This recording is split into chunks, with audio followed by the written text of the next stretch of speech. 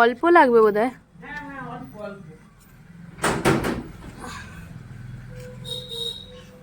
Hello everyone, good morning, welcome back to another new blog, another new day. চলো শুরু করা যাক আরও একটা নতুন ব্লগ। আজকে সকাল থেকে আমি তো সুপার ডুপার এক্সাইটেড, কারণ এদিকে তো মাটির উনুন বার করাই হয়েছে, আর দেখো জালতির মধ্যে আম সাজিয়ে রাখাই আছে, আর রয়েছে একটা আলু।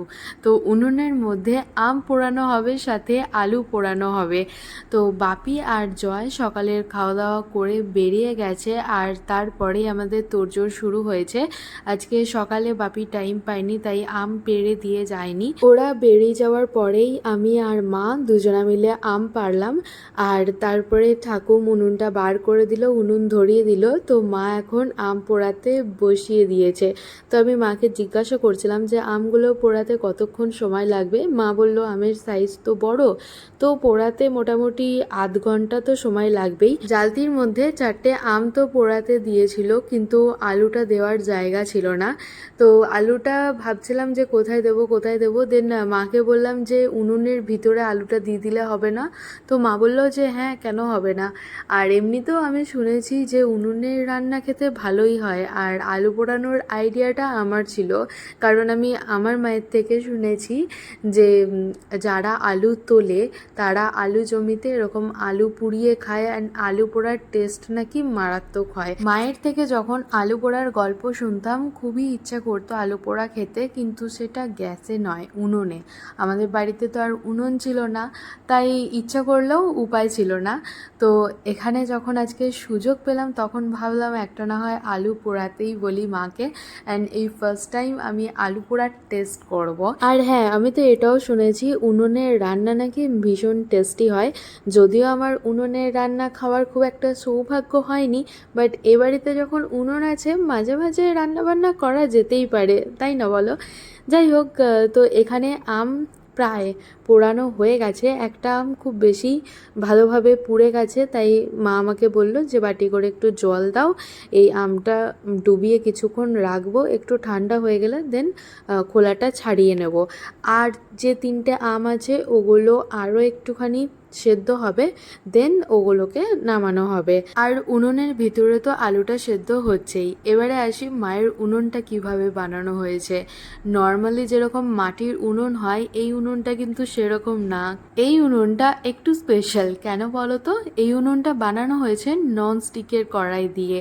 তো মায়ের শখ হয়েছিল একটা ছোট্ট মতো উনুন বানানোর, দেন মা এই ননস্টিকের কড়াইটা ঠাকুমকে দিয়েছিল। তো ঠাকুম তার উপরে মাটি দিয়ে মানে কিছুভাবে আর কি এরকম সুন্দর ছোট্ট কিউট একটা উনুন বানিয়ে দিয়েছে। তোমরা যদি উনুনটা খুব ভালোভাবে নোটিস করো তাহলে ডেফিনেটলি বুঝতে পারবে যে এটা ননস্টিকের কড়াই দিয়েই বানানো। যাই হোক, তো মা আমাকে বলল যে একটু ভাজা মশলা লাগবে, তুমি জিরেটাকে শুকনো খোলায় নাড়াচাড়া করে হামালদিস্তার মধ্যে একটু গুঁড়িয়ে আমাকে দাও। ভাজা মশলাটা বানানোর জন্যই এখন রান্নাঘরে এলাম।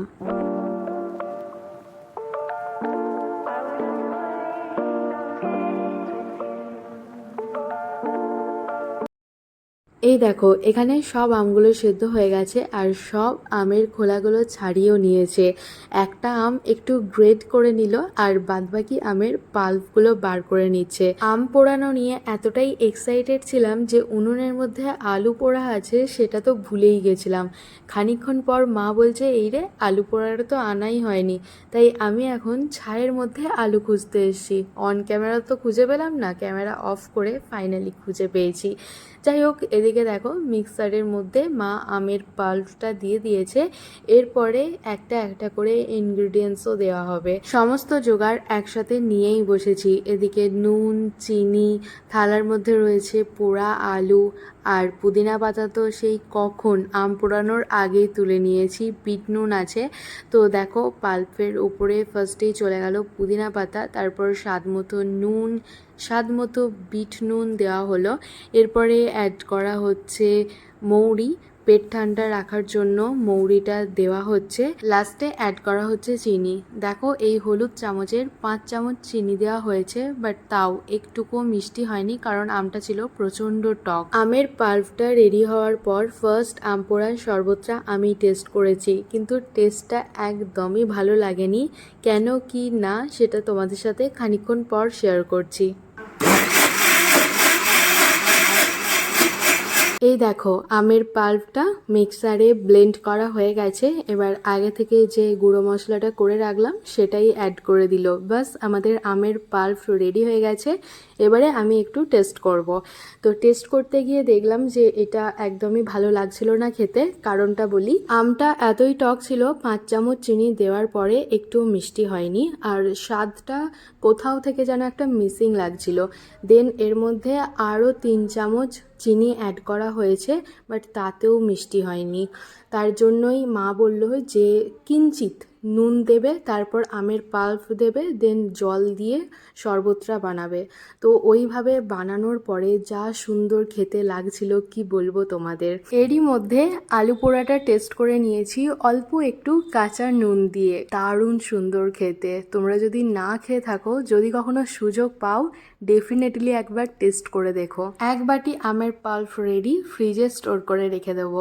One eternity later. Hello everyone, good evening. তো এখন 6:30 বাজছে, রেডি হলাম, একটু বেরোবো। সংসারের কয়েকটা জিনিস কেনার আছে, কয়েকটা না মানে অনেকগুলোই জিনিস নেওয়ার আছে, তো সেগুলোই কিনতে যাব। আর লিস্ট বানিয়ে নিয়েছি। এই যে 1, 2, 3, এরম ছোট্ট পাতার 3 পাতা ফর্দ রয়েছে। তো চলো এখন ঝটপট বেরোই।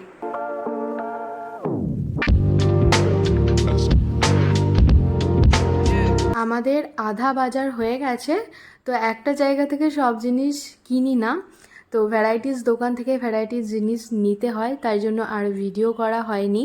এবারে এসছি ইন্দ্রদার দোকানে, একটা রুপোর কয়েন নেব। কয়েকদিন পরে একটা ইনভিটেশন আছে, তার জন্যই কিনতে এলাম আর কি। এখানে ভ্যারাইটিস সাইজের রুপোর কয়েন বার করে দিয়েছে ইন্দ্রদা। 5 গ্রাম, 10 গ্রাম, 20 গ্রাম, ইভেন একটা 50 গ্রামেরও রুপোর কয়েন আছে।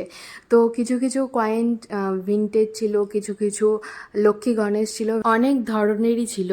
তবে এই রাউন্ড শেপের রুপোর কয়েনগুলোর থেকে যেগুলো স্কোয়ার শেপ, ওভাল সাইজ, এই রুপোর কয়েনগুলো বেশি সুন্দর লাগছিল দেখতে। কিন্তু এগুলো বেশি ছিল না, ম্যাক্সিমামটাই রাউন্ড শেপে ছিল। তো তোমাদের সাথে একটা একটা করে শেয়ার করছিলাম। আমার দেখতে বেশ ভালোই লাগছিল, তাই ভাবলাম তোমাদের সাথে না হয় একটু শেয়ার করি। আর এই যে এই এত বড় সাইজের রুপোর কয়েনটা 50 গ্রামের, বেশ ভালো না দেখতে, আর সাইজটাও অনেকটাই বড়। এখন ওই 8:45 কি 9টা বাজছে। আমাদের সমস্ত কিছু কেনাকাটা কমপ্লিট হয়ে গেছে, তো আমরা এখন বাড়ি ফিরছি। চলো বাড়ি যাই, বাড়ি গিয়ে তোমাদের সাথে শেয়ার করব যে আজকে কি কি বাজার করেছি। তবে হ্যাঁ, এটা ঠিক, ফর্দে যা যা লেখা ছিল সব কিছু তো কিনেছি, তাছাড়াও দোকানে দেখলে মনে হয় না যে এটা নেব কি নেব না, এরকম মানে নিজের ইচ্ছা অনুযায়ীও এক্সট্রা অনেক কিছুই কিনে ফেলেছি।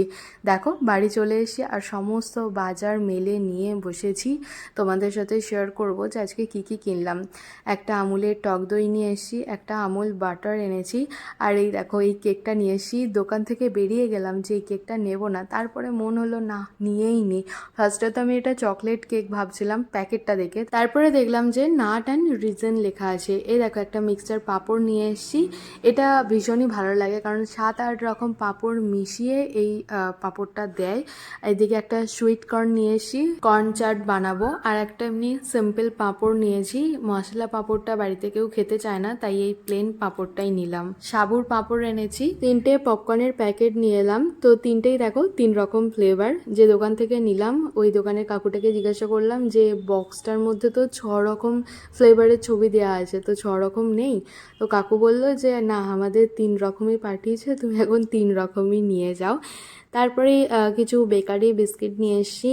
আর এই দেখো ছোট্ট ছোট্ট এই কুচে বিস্কিটগুলো নিয়ে এসেছি। এর আগের বারে স্মার্ট বাজার থেকে চিজ টাইপের ছোট্ট কুচো বিস্কুটগুলো নিয়ে এসেছিলাম, তো ওরকম পাইনি লোকাল মার্কেটে, তাই এই নোনতা ফ্লেভারেরই বিস্কিটটা নিয়ে এলাম। এই দেখো এই জিনিসটা তো তোমাদেরকে দেখানোই হয়নি, এটা ফর্দর মধ্যে ছিল না, দোকানে গিয়ে দেখলাম আর নিয়ে নিলাম। কি সুন্দর লাগছে দেখো, লেটার দেওয়া পাঁপড়, ABCD সব রকম লেটার এর মধ্যে রয়েছে। প্যাকেটটা ভীষণই কালারফুল লাগছে, তাই দেখার সাথে সাথেই তুলে নিলাম। এদিকে দুটো বেসনের প্যাকেট এনেছি, মা বলেছিল মটর ডালের বেসন নিয়ে আসতে, তো সেটাই নিয়ে এসেছি। একটা ব্রেড ক্যাম্পসের প্যাকেট নিয়ে এলাম, ইচ্ছা হলেই ভেজিটেবল চপ, ফিশ ফ্রাই এসব খাওয়া যাবে, তাই আর কি নিয়ে এসে রাখলাম। মিচড়ি নিয়ে এসেছি, আর রয়েছে মটর ডাল, অড়হর ডাল, যে দুটো আমার একই রকম দেখতে লাগছে। কোনটা মটর ডাল আর কোনটা অড়হর ডাল আমি তো কিছুতেই বুঝতে পারছিলাম না, এখনও পারিনি।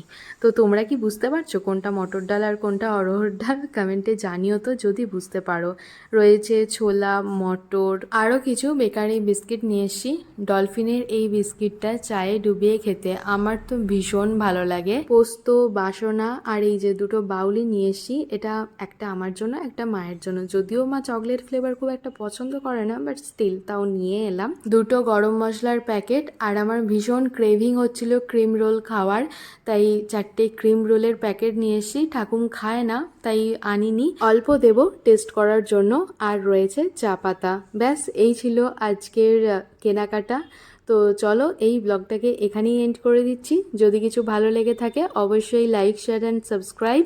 কাল আসবার নতুন একটা ভিডিও নিয়ে, ততক্ষণে সবাই ভালো থেকো, সুস্থ থেকো, সাবধানে থেকো, আর অবশ্যই সাবস্ক্রাইব করে আমার পাশে থেকো। সো চলো ফাইনালি আজকের মতো টাটা।